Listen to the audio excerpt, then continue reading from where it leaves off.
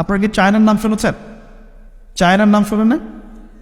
আজকে থেকে 40 বছর আগে চায়নাতে দারিদ্র্যের হার কত ছিল জানেন?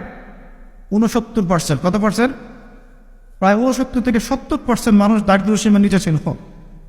আজকে এই 2022 সালে ওদের দারিদ্র্যের হার কত জানেন? 1%-এরও কম। এবং তাদের পুরো জনসংখ্যার প্রায় 80 কোটি মানুষকে তারা জনশক্তিতে পরিণত করেছে। ওরা মানুষের সংখ্যা কমায় নাই, ওরা বলে নাই যে একটা বাচ্চা নেন। কথা বুঝতে পারছেন? ওরা জনগণকে জনশক্তিতে পরিণত করেছে, পড়াশোনা করেছে এবং অ্যাক্টিভ ছিল, পরিশ্রমী ছিল, সময়কে কাজে লাগিয়েছে এবং প্রযুক্তির জ্ঞান শিখেছে। প্রযুক্তি এবং কৃষি আস্তে আস্তে সারা বিশ্বের মার্কেট দখল করে ফেলছে। আর আমাদের কাছে তো কোরআনের সঙ্গে আছে, আমরা যদি দুর্নীতি ছাড়তে পারি, পরিশ্রমী হতে পারি, অপচয় বন্ধ করতে পারি, সময়কে কাজে লাগাতে পারি এবং জনশক্তি তৈরি করতে পারি, বাংলাদেশ সুপার পাওয়ার হবে। এটা স্বপ্ন দেখতে হবে, স্বপ্ন দেখতে হবে, হয়তো বাস্তবায়ন হবে অন্য কারো হাতে।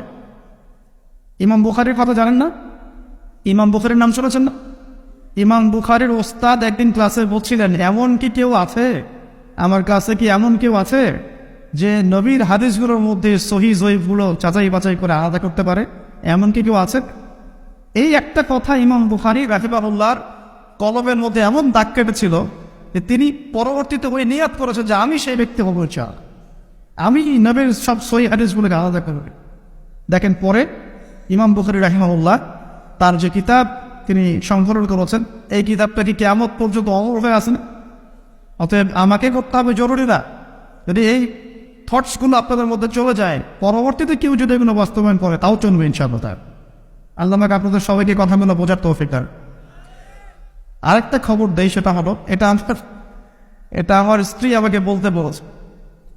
আর বাসার ডিপার্টমেন্ট খুব জটিল ডিপার্টমেন্ট, এই ডিপার্টমেন্ট হ্যান্ডেল না করতে পারলে সমস্যা। ঠিক আছে, একটা কথা বলি তারপর সামনে যায়। এক সাহাবী এসেছেন ওমর রাদিয়াল্লাহু আনহুর দরজায়। কার দরজায়? ওমর রাদিয়াল্লাহু আনহু তখন আমিরুল মুমিনিন।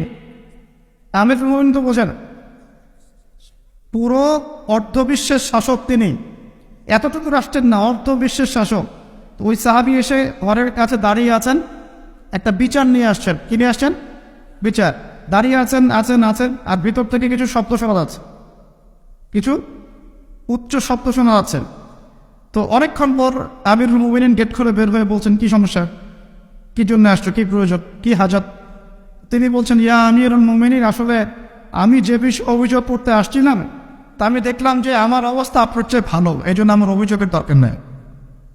বুঝতে পারেননি বলে তখন আমিরুল মুমিনিন তিনি বলছেন যে আসলে দেখো, আমাদের স্ত্রীরা, তাদেরকে আমরা আল্লাহর কাছে একটা বড় বিশাল একটা অঙ্গীকার দিয়ে গ্রহণ করি।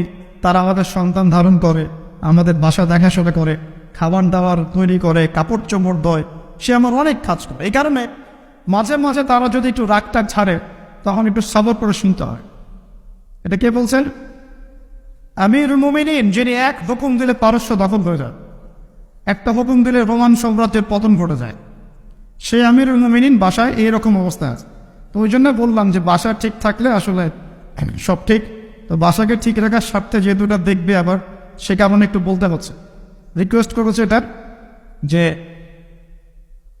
আপনাদের এই মিরপুরেই ইনশাআল্লাহ তাআলা একটা বালিকা মাদ্রাসা গড়ে উঠছে, ইনশাআল্লাহ মেয়েদের মাদ্রাসা। সেটা সম্পূর্ণ আমার স্ত্রী চালাবেন ইনশাআল্লাহ তাআলা, একদম গোড়া থেকে নিয়ে আস্তে আস্তে পর্যায়ক্রমে দাওরা হাদিস পর্যন্ত। এবং সেখানে ক্লাসিক্যাল যে সিলেবাস, এর পাশাপাশি জেনারেল শিক্ষিত দিনী বোনদের জন্য বোথ অনলাইন এবং অফলাইনে কিছু ডিপ্লোমা কোর্স চালু করা হয়েছে, ইসলামিক ডিপ্লোমা কোর্স। যেমন 6 থেকে 1 বছরের মধ্যে তারা 5টা থেকে 6টা সাবজেক্ট পড়বে, যেমন আকিদা, যেমন হাদিস, কোরআন তেলাওয়াত, রাসূলের জীবনী, ইসলামের ইতিহাস এবং ফিকহের মাসালা। এভাবে বইগুলো ভাগ করে দেওয়া হবে, সাবজেক্ট ভাগ করে দেওয়া হবে, অনলাইন অফলাইন বোথ দুটোতেই তারা ক্লাস করতে পারবে। এভাবে 6 মাস 1 বছরের কিছু কোর্স তারা চালু করেছে। এটা অ্যানাউন্স করতে আমাকে বলা হয়েছে। আপনাদের মামুনদেরকে যদি পাঠাতে পারেন সপ্তাহে 2 দিন 3 দিন, ইনশাআল্লাহ তারা কিছু দিনের জ্ঞান শিখে বাসায় ফিরবে। এই বিষয়টা বলার জন্য রিকোয়েস্টেড ছিলাম আমি। আমি বলতে পেরে আমার ভালো লাগছে আলহামদুলিল্লাহ। আমরা দোয়া করি আল্লাহ আমাকে এমন কোর্সগুলো প্রত্যেকটা মাদ্রাসায় চালু করার তৌফিক দেন। এখানে মাদ্রাসা আছে শুনেছি, আমাদের মাদ্রাসার উদ্যোগে ক্লাসিক্যাল যে ধারায় চলছে এটা চলুক, পাশাপাশি জেনারেল ভাইদের জন্য ডিপ্লোমা কোর্স চালু করে, পাশাপাশি নৈশকালীন কোরআন শিক্ষা চালু করে, পাশাপাশি একটু দাওয়াতের মেহনত করেন। মানে শুধু মাদ্রাসায় গতানুগতিক পড়াশোনাই হবে নট নেসেসারি, কিছু ইনোভেটিভ চিন্তা করো, আমাদের পড়াশোনার চিন্তা করেন। যদি প্রত্যেকটা মাদ্রাসায় জেনারেল শিক্ষিত ভাইদের জন্য 2-3 বছরের কোর্স চালু করা হয়, জেনারেল ভাইরা 3 বছর পর ইসলাম শিখতে পারবেন।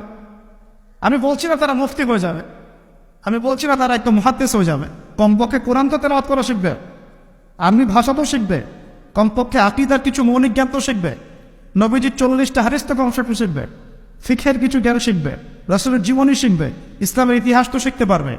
এবং এগুলো লঞ্চ করে দেখবেন আপনারা জায়গা দিয়ে কোন পাবেন। হাজার হাজার জেনারেল শিক্ষিত ভাই মুখিয়ে আছে এমন কিছু জন্য। আল্লাহ পাক আমাদের মাদ্রাসা পরিচালকদেরকে বোঝার তৌফিক দেয় এবং এই ধরনের পদক্ষেপগুলো গ্রহণ করার তৌফিক দেয়। তো প্রিয় ভাইরা, বিশ্ব পরিস্থিতি সম্পর্কে সচেতন থাকেন এবং আসন্ন রমজানটাকে কাজে লাগান।